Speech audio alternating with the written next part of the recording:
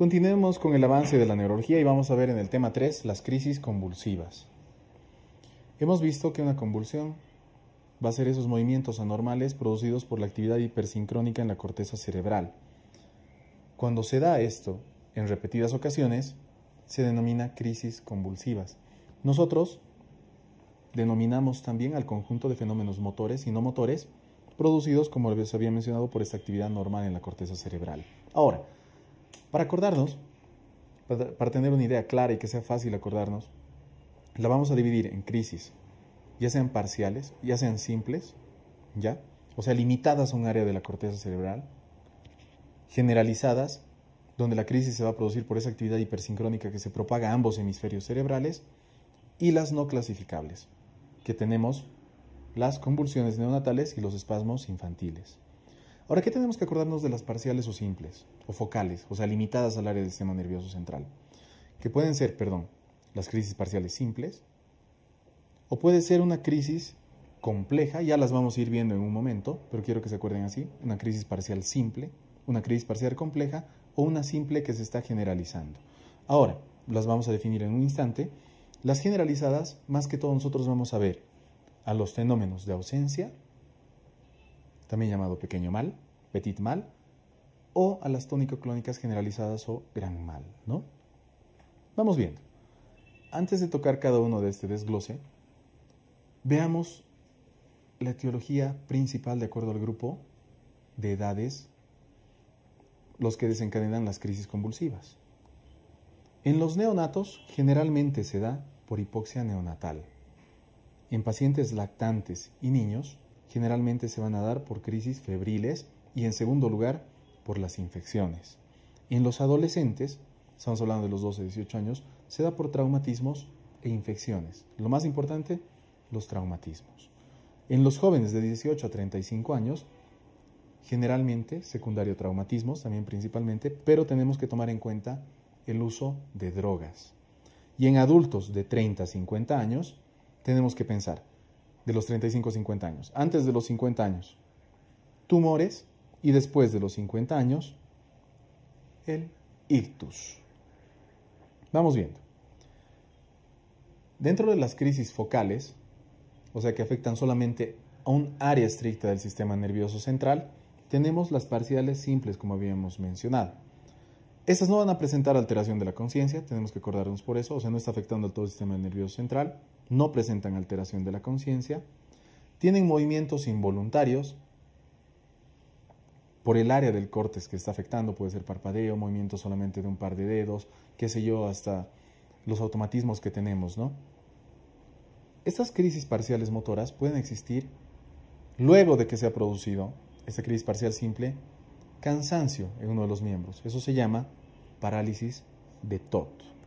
Es un carácter, es una paresia focal transitoria posterior a lo que se presenta esta crisis parcial simple.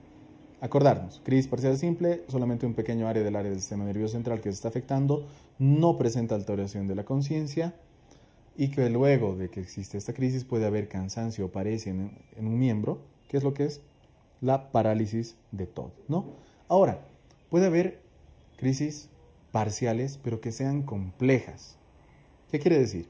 En estas sí el paciente se desconecta de su entorno, como podemos ver aquí en la imagen, ¿no?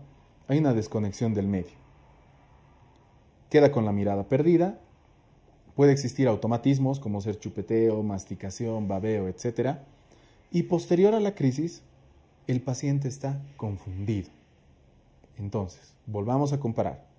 Dentro de las focales, la simple, el paciente no se desconecta de su entorno, el paciente no pierde el conocimiento, sí puede haber automatismo y una paresia posterior que es la parálisis de Todd.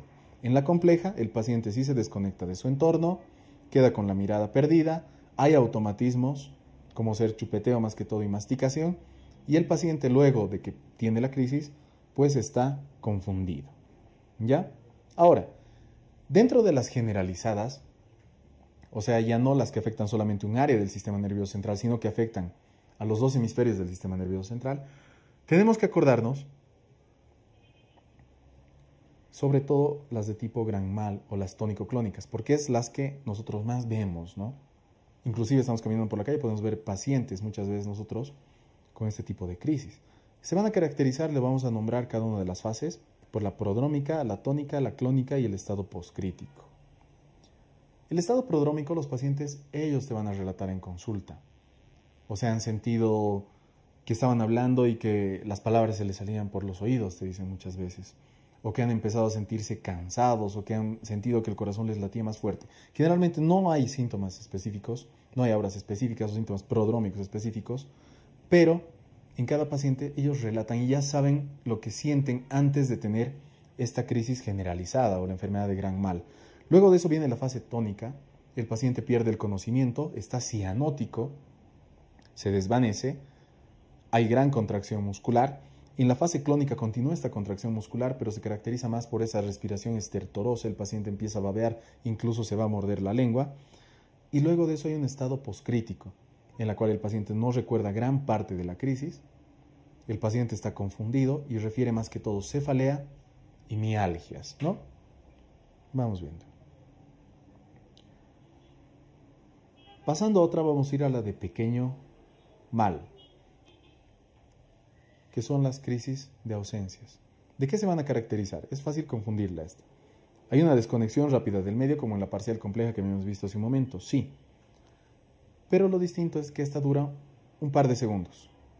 El paciente no pierde el conocimiento, no presenta convulsiones, no hay pérdida del tono postural, se recupera rápidamente y el paciente no está confundido luego del cuadro. O sea, si queremos comparar esa crisis de ausencia o pequeño mal con la parcial compleja, que son bastante parecidas, también pueden presentar automatismos ambas, es de que esta, la segunda, la crisis de ausencia, solamente dura un par de segundos y el paciente luego recupera la conciencia, o sea, vuelve al entorno, vuelve a conectarse con el medio y no tiene nada de confusión.